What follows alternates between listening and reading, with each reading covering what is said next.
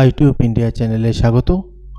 Bankura university BA third semester minor এডুকেশনের suggestion দিচ্ছি, ভালো করে পড়বে, এখান থেকে অবশ্যই তোমরা কমন পাবে। তো প্রথম ইউনিট থেকে মান 5-এর জন্য দিচ্ছি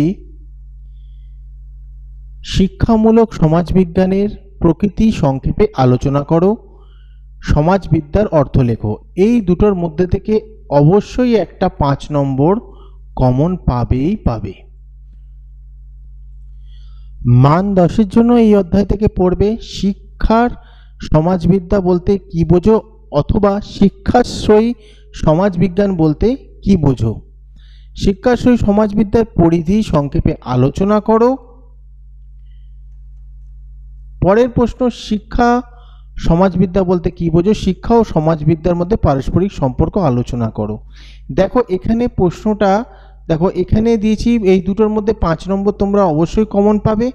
আর অবশ্যই এই যে দুটো প্রশ্ন দিলাম মান 10-এর, অবশ্যই এর মধ্যে থেকে একটা আসতে পারে, আসার প্রবল চান্স রয়েছে। ওখান থেকে একটা 5 নম্বর, এখান থেকে একটা 10 নম্বর। দ্বিতীয় ইউনিট থেকে পড়বে শিক্ষার সংস্থা হিসেবে বিদ্যালয়ের ভূমিকা খুবই গুরুত্বপূর্ণ রয়েছে। সামাজিকীকরণের প্রক্রিয়া আলোচনা করো। শিক্ষার সংস্থা হিসেবে পরিবারের ভূমিকা খুবই গুরুত্বপূর্ণ। পরের প্রশ্ন, শিক্ষায় প্রাথমিক গোষ্ঠীর গুরুত্ব ব্যাখ্যা করো। অবশ্যই গুরুত্বপূর্ণ রয়েছে। সংস্কৃতির ক্ষেত্রে শিক্ষার ভূমিকা বিভিন্ন সম্বন্ধে মতামত দাও। মানব সমাজে গৌণ গোষ্ঠীগুলির ভূমিকা উল্লেখ করো, গুরুত্বপূর্ণ রয়েছে।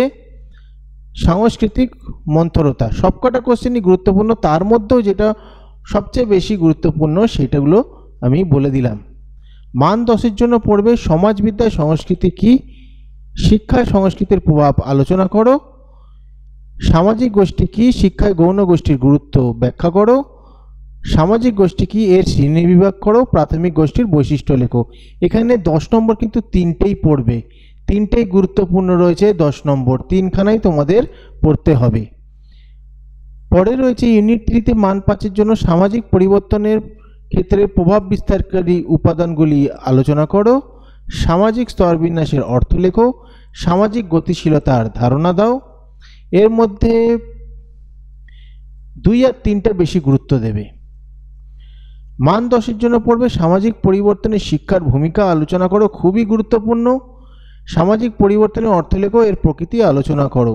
এখানে দুটোই গুরুত্বপূর্ণ, খুবই গুরুত্বপূর্ণ, তবুও এইটা বেশি গুরুত্বপূর্ণ রয়েছে, তবে আমার মনে হয় দুটোই পড়া তোমাদের উচিত। পরের প্রশ্ন হচ্ছে ভারতের সমাজে বেকারত্বের প্রকৃতি ব্যাখ্যা করো। ভারতবর্ষে বেকারত্বের মুখ্য কারণগুলি বর্ণনা করো।